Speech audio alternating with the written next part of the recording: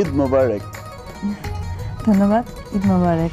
আচ্ছা, অনেকের ওই যে আছে না মুদ্রা দোষ, মুদ্রা দোষ থাকে। মুদ্রা দোষ ধরে দিলে কি করবেন সেটা হচ্ছে আজকে দেখা। সেটাই কি দেওয়া যেতে পারে বলো? ওই যে অনেকেই আছে না কথায় কথায় খামাখা বলে। খামাখা, ওকে।